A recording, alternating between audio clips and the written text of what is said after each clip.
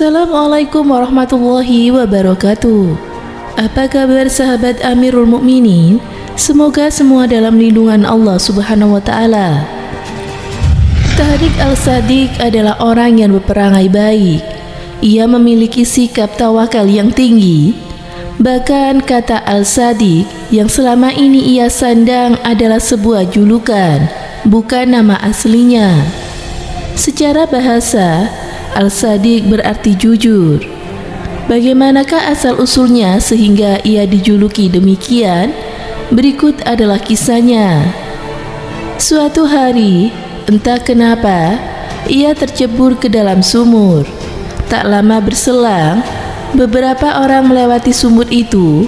Mereka adalah rombongan jamaah haji. Melihat sumur yang terbuka menganga, salah seorang dari mereka pun mengeluarkan usul. Sebaiknya kita tutup saja sumur ini agar tidak ada orang yang jatuh ke dalamnya, ujar salah seorang dari mereka. Secara gotong royong, mereka menutup sumur. Tariq yang ada di dalam sumur itu hanya bisa pasrah. Ia membatin dan berkata kepada dirinya sendiri, "Jika kamu benar, maka diamlah." Ia pun diam, tak meminta tolong kepada seorang pun. Tak diketahui secara pasti mengapa ia tak meminta tolong kepada jamaah haji itu. Bisa jadi karena sumurnya terlalu dalam, sekeras apapun ia berteriak tidak ada gunanya. Atau bisa jadi ia yakin akan ada pertolongan yang datang. Setelah itu, para jamaah haji melanjutkan perjalanan meninggalkan sumur tersebut. Beriku dengan Tariq yang ada di dalamnya. Karena ditutup, sumur itu pun terasa gelap sekali. Tiba-tiba ada dua lampu di sampingnya bercahaya.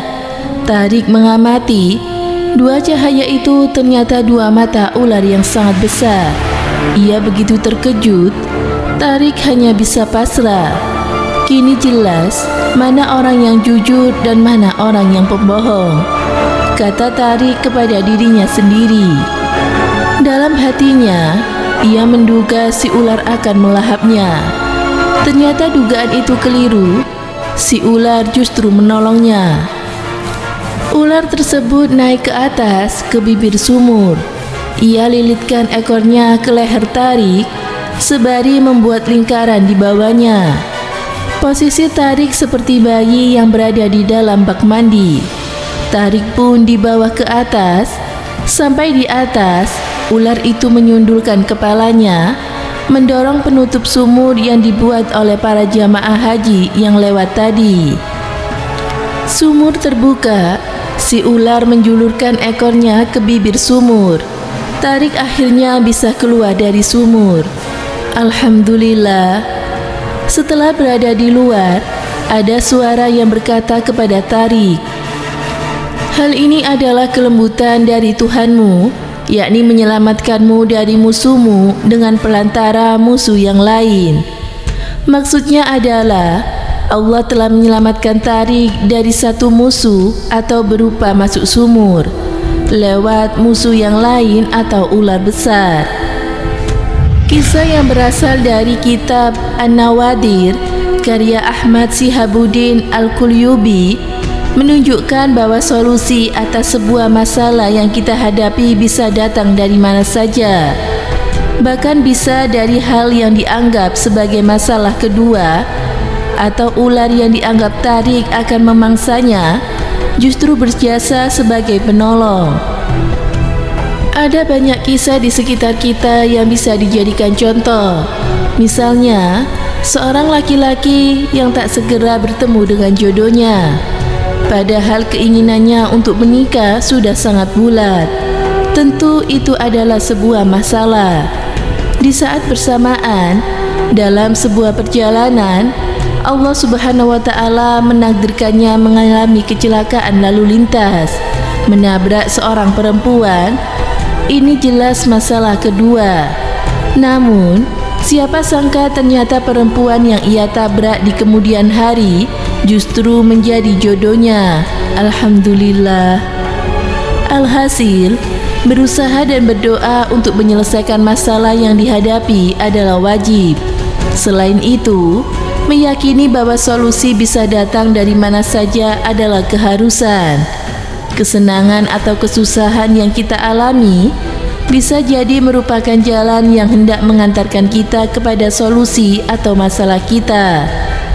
Semoga dari kisah ini kita bisa mengambil hikmah dan pelajaran untuk kita. Semoga bermanfaat. Wallahu a'lam bishawab.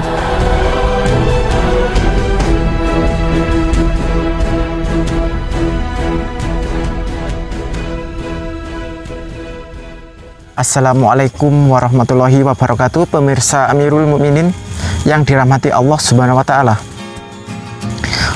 Allah Subhanahu wa Ta'ala memberikan kelebihan maupun keistimewaan kepada siapapun yang Allah kehendaki, terutama kepada orang-orang yang selalu taat dan beramal soleh. Keistimewaan tersebut dapat diberikan Allah kepada para nabi, para rasul, ulama, maupun orang biasa.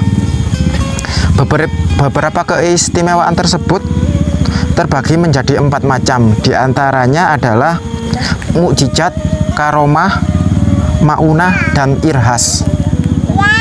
Mukjizat dan irhas atas kehendak Allah untuk para nabi terdahulu. Sedangkan karomah adalah anugerah Allah untuk para wali, dan maunah merupakan pertolongan Allah di luar dugaan. Seperti peristiwa orang yang selamat usai 3 hari tertimbun gempa. Hal ini menjadi bukti kekuasaan Allah yang mempertebal keimanan umat manusia. Meski begitu, karomah dinilai pula sebagai ujian dari Allah, lantaran para wali berbeda dengan para nabi. Mereka diuji dengan keimanannya menjadi sombong atau semakin beriman berkat anugerah tersebut. Karomah adalah anugerah dari Allah Subhanahu wa Ta'ala yang secara bahasa berarti kehormatan atau kemuliaan. Beberapa kisah karomah yang paling terkenang adalah Ashabul Kahfi yang tertidur selama 309 tahun, serta peristiwa makanan yang diberikan Allah kepada Maryam binti Imran, ibunda Nabi Isa. Semoga memberi manfaat. Wassalamualaikum warahmatullahi wabarakatuh.